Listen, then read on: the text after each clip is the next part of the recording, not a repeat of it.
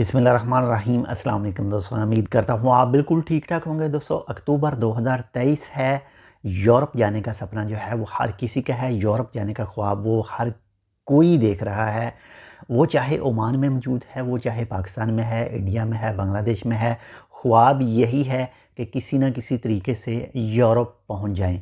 तो आपके साथ में इस वीडियो में एक छोटा सा स्कैम जो है वो नज़रों से गुजरा है, सुनने में आया है, वो आपके साथ में शेयर कर रहा हूँ ताकि आपको बाद में किसी भी तरह का कोई भी मसला जो है वो पेश ना आ सके। तो सबसे पहले बात करते हैं ओमान से यूरोप जाने के लिए जिनके पास अच्छे वीज़े हैं, जिनकी वीज़ा की कैटेगरी अच्छी है, इंजीनियर की, डॉक्टर वगैरह की, या फिर उनके पास बैंक बैलेंस है, जो उनके पास अकाउंट के हवाले से पैसे हैं, उनके लिए तो आसानी है। वो वीज़ा हासिल करके यानी विज़िट वीज़ा हासिल करके यूरोप का वो तो जा सकते हैं। लेकिन जिनके वीज़े नॉर्मल हैं, इतने ज़्यादा उनके पास पैसे नहीं हैं, तो कुछ एजेंट हैं, कुछ ट्रैवल एजेंट जो हैं वो पकड़े भी गए हैं और कुछ मज़ीद जो हैं वो काम भी कर रहे हैं और हज़ारों रियाल है वो मांगते हैं, जी हम आपको यूरोप पहुंचाएंगे। लेकिन यहाँ पर एक और स्कैम जो है वो सामने आया है और वो इस तरह से है कि सिर्फ 150 ओमानी रियाल में कनाडा का वीज़ा, सिर्फ 150 ओमानी रियाल में।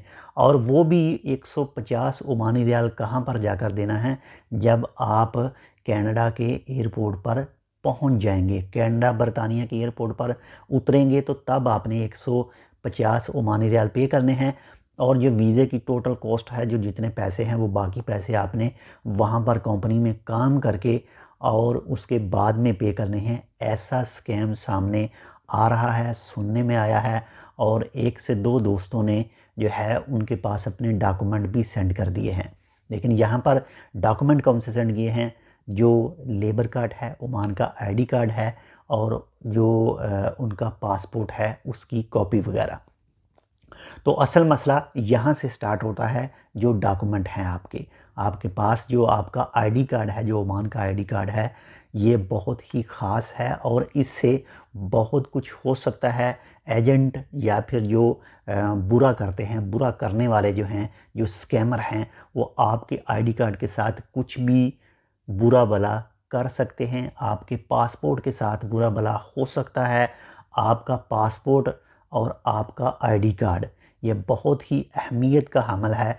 जब तक आप किसी को अच्छी तरह से नहीं जानते हैं, आप उसे अच्छी तरह से घर बार हर तरह से उसे नहीं जानते, किसी को भी जो है अपने आईडी कार्ड की कॉपी वगैरह या फिर अपने पासपोर्ट की कॉपी वगैरह सेंड ना करें। इससे आपके साथ एक बड़ा स्कैम भी हो सकता है।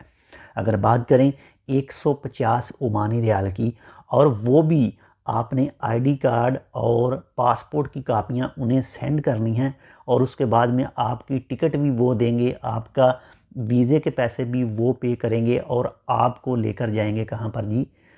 कनाडा और बरतानिया में। और वहाँ पहुंचकर एयरपोर्ट के ऊपर जैसे ही आप एयरपोर्ट पर उतरेंगे तो उसके बाद में आपका जो दूसरा शख्स होगा जो ओमान में है, तो वो आपके पैसे पे करेगा जी 150 रियाल। तो ये ऐसे किसी भी चक्कर में ना पड़ें। किसी को भी अपनी आईडी कार्ड या फिर अपना जो पासपोर्ट है वो किसी को ना दें जब तक आप उसको अच्छी तरह से नहीं जानते हैं, ताकि आपको बाद में किसी भी तरह का जो मसला है वो पेश ना आ सके, आप किसी भी जो दूसरा काम है उसमें ना बन सकें।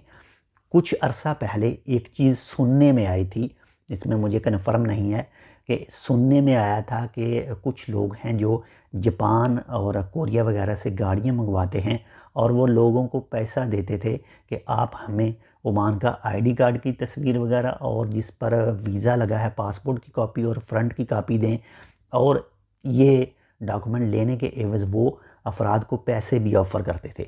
ये सुनने में आया है। और जिन लोगों ने उनको दिए थे उनको पैसे भी पे किए गए थे उनकी तरफ से। बाकी वो लोग क्या करते थे, जो गाड़ियां हैं वो मंगवाते थे उन डॉक्यूमेंट के ऊपर।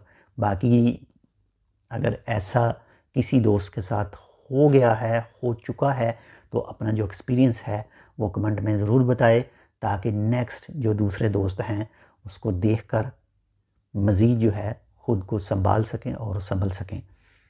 ये एक छोटी सी मालूमात थी, उम्मीद करता हूँ आपको पसंद है तो लाइक कर दीजिएगा। अगर चैनल सब्सक्राइब नहीं किया टेक विद उर्दू को, तो आप टेक विद उर्दू को सब्सक्राइब कर सकते हैं। मिलते हैं इंशाल्लाह आपसे दूसरी अपडेट के साथ, तब तक के लिए अल्लाह हाफ़िज़।